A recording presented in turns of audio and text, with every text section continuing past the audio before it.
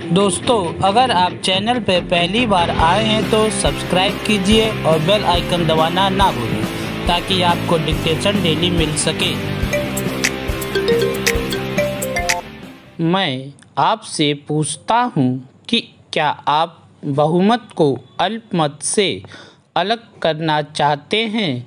यदि यह बात है तो सोच लें कि ऐसी स्थिति में बहुमत आप में से किसी के सामने उत्तरदायी न होगा, न कि बहुमत में से कोई आपके भावों की परवाह करेगा और ना ही उन्हें इस बात की चिंता होगी कि उनके कार्यों से आप या आपके साथियों पर क्या प्रभाव पड़ता है।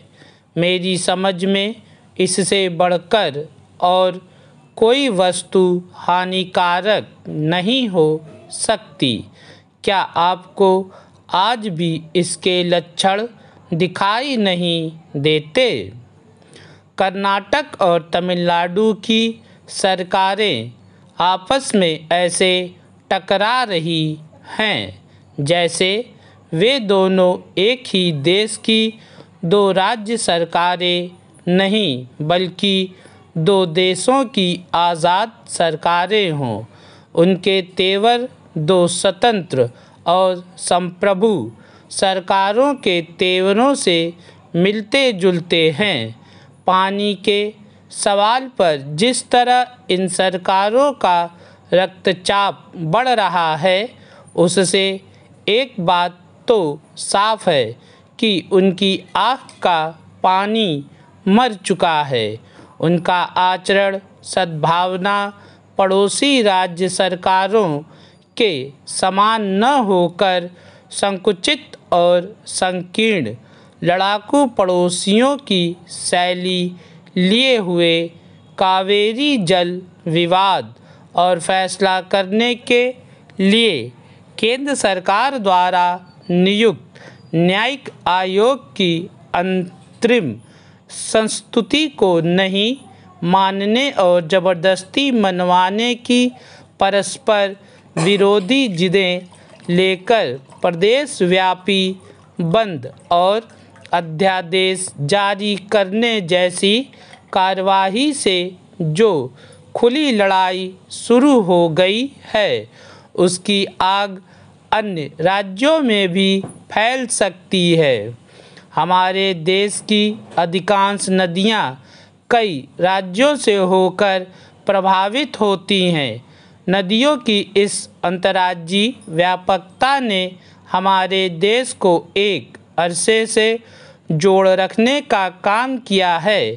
हमारी सभ्यता का विकास इन्हीं नदियों के तट पर हुआ। नगरीय जीवन प्रणाली भी नदियों के तट पर ही विकसित हुई है। जो नदियाँ एक समय देश को जोड़ने का काम करती थीं, वही आज संबंधों को तोड़ने का कारण बने। यह कोई जिम्मेदार देशवासी कैसे सहन कर सकता है? पंजाब, हरियाणा और राजस्थान के बीच सतलज और व्यास के जल का विवाद, गुजरात और मध्य प्रदेश के बीच नर्मदा जल विवाद तथा कर्नाटक और तमिलनाडु के बीच कावेरी जल विवाद एक के बाद एक जुड़ती हुई कड़ियाँ हैं जो धीरे धीरे अंतर्राज्यीय विवाद की सीमाएं लांघ सकती हैं। क्या आपको उन हलकों में जो आज तक सर्वदा शांत ही रहे हैं, भड़के हुए सांप्रदायिक भाव दिखाई नहीं देते?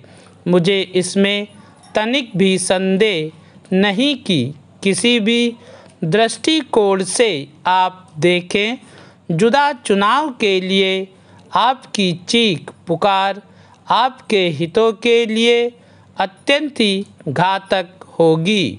और सब बातों के अतिरिक्त यह आज असामयिक और असंगत कही जाएगी।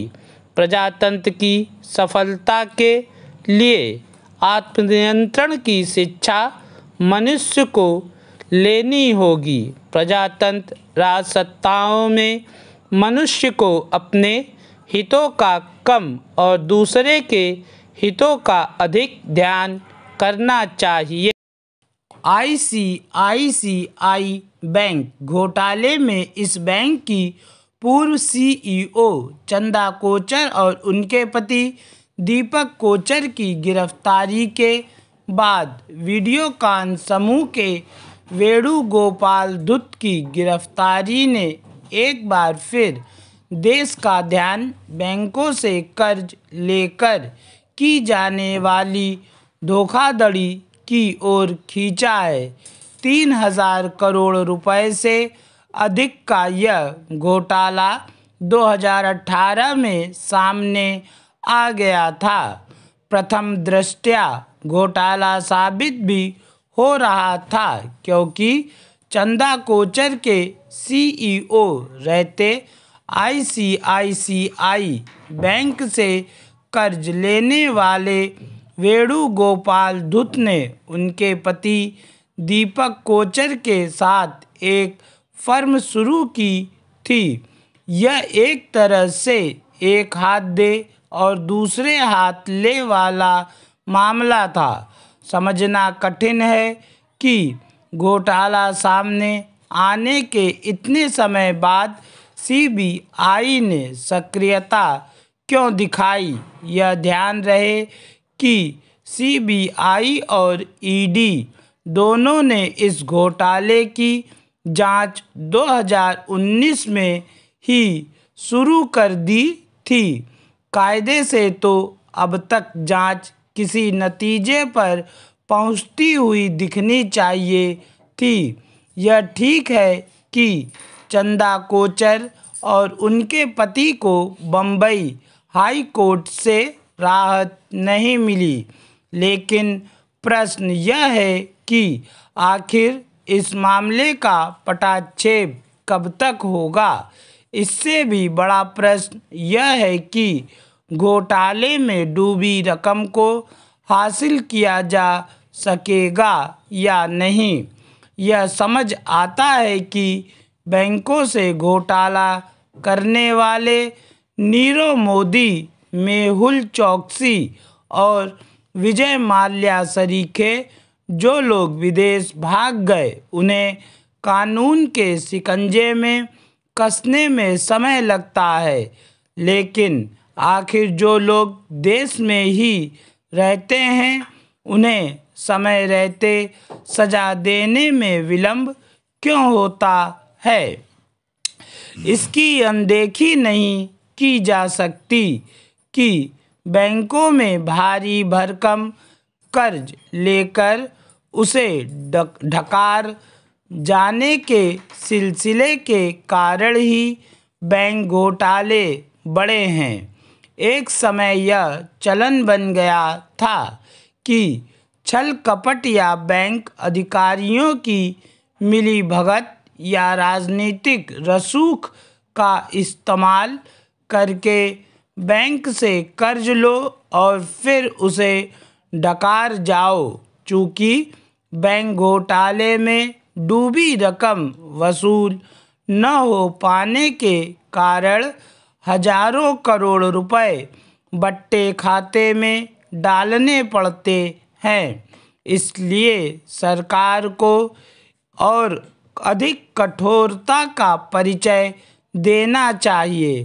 ताज़ा आंकड़ों के अनुसार पिछले 5 वर्ष में 10 लाख करोड़ रुपए बट्टे खाते में डाले गए हैं। निसंदेह इसका मतलब लोन माफ़ किया जाना नहीं और कर्ज में डूबा धन बट्टे खाते में डाले जाने के बाद भी वसूली प्रक्रिया जारी रहती है। लेकिन प्रश्न यह है कि क्या इससे बैंकों को चूना लगाने वाले हतोत्साहित हो रहे हैं। एक के बाद एक बैंकों के घोटाले जिस तरह सामने आ रहे हैं उससे तो ऐसा नहीं लगता। बैंक घोटाले के मामले में यह तथ्य सामने आना भी ठीक नहीं कि वित्तीय धोखाधड़ी के मामलों में कम सजा के प्राविधानों का फायदा घोटालेबाज उठा रहे हैं। पूर्ण विराम।